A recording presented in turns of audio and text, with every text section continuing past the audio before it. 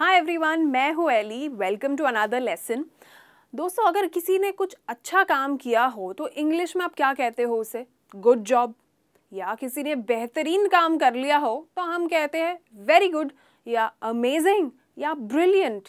पर क्या इंग्लिश में ऐसी तारीफ या गुड जॉब कहने के बस 3-4 तरीके हैं? नहीं।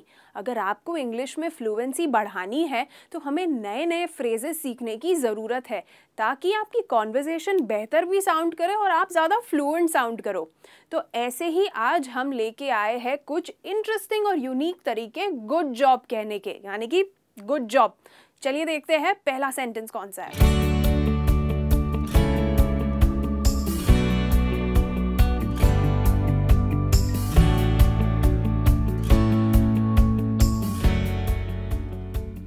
That's quite an improvement, यानी कि इम्प्रूवमेंट हुई है, कुछ बहुत ही बेटर होने लगे हो तुम। तो ये कब यूज हो सकता है? सोचिए कि आप रोज फुटबॉल खेलने जाते हो और दिन ब दिन बेहतर होते जा रहे हो, तो आपका कोच आपको कह सकता है wow that's quite an improvement, यानी कि पहले दिन से तो आज तक मैं अगर कंपेयर करूं बेहतर हो गए हो तुम। था ये इंटरेस्टिंग? चलिए आगे बढ़ते हैं। You're getting better and better. सोचिए ऑफिस में आप हर महीने एक पीपीटी बनाते हो या एक फाइल बनाते हो, पर हर महीने करने से थोड़ी इम्प्रूवमेंट उसमें आने लगी है, तो आपको आपका बॉस कह सकता है wow you're getting better and better, यानी कि लास्ट मंथ से अगर कंपेयर करो तो इस बार की पीपीटी बहुत नीट बनी है, बहुत अच्छी बनी है। ये आप भी यूज़ कर सकते हो अगर समझो आपका कॉलीग ऐसे कुछ काम कर रहा है और आपको कहना है वाह तुम तो दिन ब दिन बेहतर होते जा रहे हो, तो आप कह सकते हो you are getting better and better. चलिए देखते हैं next sentence. couldn't have done it better myself. कितनी बार हम जब खाना बनाते हैं तो हर बार बनाने में कुछ कुछ अलग तड़का लगता है, कुछ अलग ही रेसिपी बनती है, कुछ नया ही स्वाद आता है। तो ये कल ही मेरे साथ हुआ जब मैंने दाल बनाई और मम्मी ने मुझे ये कहा couldn't have done it better myself, यानी कि इससे बेहतर तो मैं भी नहीं बना सकती थी। ये सेंटेंस तब यूज़ हो सकता है। कितना एनकरेजिंग सेंटेंस है, देखिए। चलिए आगे देखते हैं। That's how it's supposed to be handled. कितनी बार ऑफिस में हम देखते हैं कि दो लोग आर्ग्यूमेंट करने लगते हैं, यानी कि सारी टीम मीटिंग हो रही होती है और दो मैनेजर्स आर्ग्यू करने लगते हैं। तो जो बड़े बॉस होते हैं वो सबको अच्छे से बिना किसी का ईगो हर्ट किए शांत करवाते हैं। कहते हैं नहीं कोई बात नहीं, हम ये बाद में देखेंगे, या फिर कहते हैं कि ये देखो ये आपका फॉल्ट नहीं था। तो अगर समझो ऐसे कोई हैंडल कर रहा है ऐसे कोई सिचुएशन को, तो आप उसे कह सकते हो इससे बेहतर तो ये हैंडल नहीं हो सकता था और ऐसे सिचुएशन को ऐसे ही हैंडल करना चाहिए, क्योंकि आप ज़्यादा डैमेज नहीं कर सकते हो किसी सिचुएशन को हैंडल करने के लिए। तो सपोज टू का मतलब है कि बस ऐसे ही इसको करना चाहिए। आई होप ये क्लियर था। चलिए बढ़ते हैं आगे। You've just about mastered it. ये अगर आप समझो कोई प्रोजेक्ट बना रहे हो और उस टॉपिक में आपने इतना रिसर्च किया है, सारी इन्फॉर्मेशन निकाली है कि कहाँ से कौन सी चीज़ आती है, कोई चीज़ कहाँ बन रही है। जैसे कि ज़ारा पर मैंने किया था कि ज़ारा की प्रोडक्शन कहाँ है, उसकी फैक्ट्रीज़ कहाँ है, उसका हेडक्वार्टर्स कहाँ है, डिस्ट्रीब्यूशन कहाँ है, शॉप्स किधर किधर, ये सारी इन्फॉर्मेशन निकाल कर बिल्कुल मुझे अगर नींद से भी उठाकर कोई पूछ ले तो मुझे याद है कि भाई कौन सी चीज़ कहाँ होती है।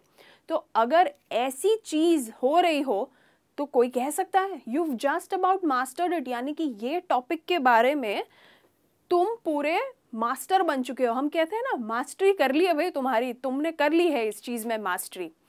या फिर कितने लोगों को सिलाई बुनाई में बहुत इंटरेस्ट होता है, तभी भी यह यूज़ हो सकता है कि जब एकदम प्रॉपर नीट सिलाइयाँ हो रही हो, अच्छी अच्छी डिज़ाइन बन रही हो और ऐसे देख के लगे ही नहीं कि तुम मतलब थोड़े टाइम से सीख रहे हो, तब भी कह सकते हो बस मास्टरी तुम्हारी काफ़ी हो चुकी है, बस मतलब थोड़ी दूर है पर काफ़ी हद तक मास्टरी हो चुकी है। आई होप ये क्लियर था। चलिए देखते हैं नेक्स्ट कौन सा है।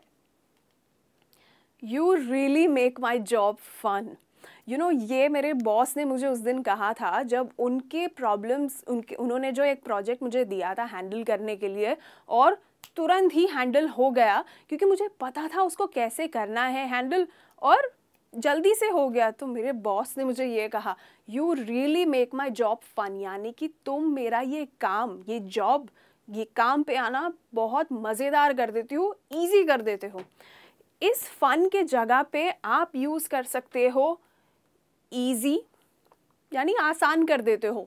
तो ये आपके ऊपर है, आपको जो यूज़ करना हो, यानी तुम मेरा काम मज़ेदार बना देते हो या आसान बना देते हो। चलिए देखते हैं नेक्स्ट सेंटेंस।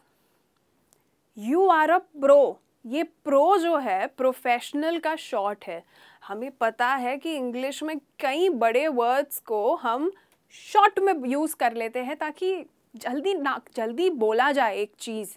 तो यू आर अ प्रो कब यूज़ हो सकता है? जैसे कि उस दिन मेरे साथ ऑफिस में हुआ, मैं मेरा डॉक्यूमेंट बना रही थी जो काफ़ी मुझे बहुत टाइम लग गया बनाने में, और मैं कुछ ज़रा ही डेस्क से गई और वापस आई तो मुझे वो फाइल मिल नहीं रही थी।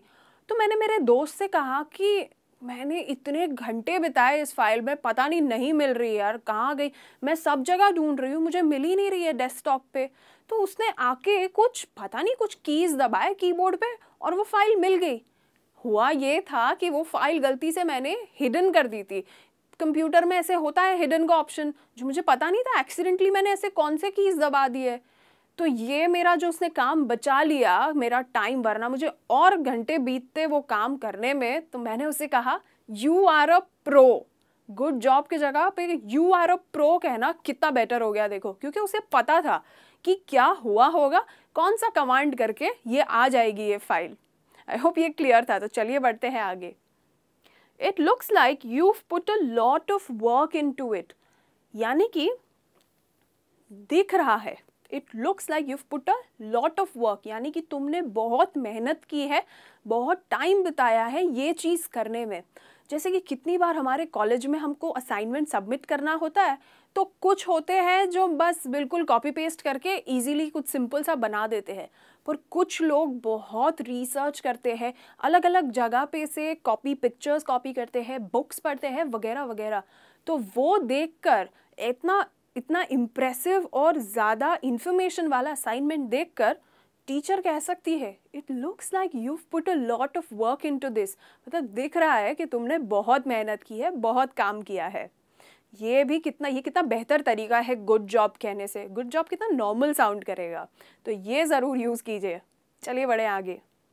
We couldn't have done it without you, यानी कि हम भाई तुम्हारे बिना नहीं कर सकते ये इस मतलब तुम्हारा बहुत इम्पॉर्टेंट रोल था ये चीज़ करने के लिए। We couldn't have done it, ये विदाउट यू को मैंने इसीलिए अंडरलाइन किया है क्योंकि ये बता रहा है कि आपके बिना ये चीज़ नहीं हो सकती थी। जैसे कि हम उस दिन 4 लोग बैठकर एक प्रोजेक्ट बना रहे थे, पर उसमें जो शीला थी उसकी मास्टरी है एक चीज़ में, वो बहुत एक्सपर्ट है एक टॉपिक में जो हम मैथ्स को लेकर बना रहे थे। तो एक स्टैटिस्टिक्स का एक होता है टॉपिक, उसमें उसकी बड़ी मास्टरी है और वो सबसे इम्पॉर्टेंट टॉपिक भी था।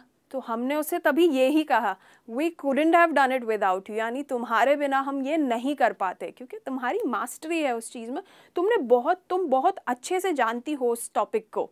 तो ये देखा, ये तब यूज़ हो सकता है। चलिए बढ़ते हैं आगे।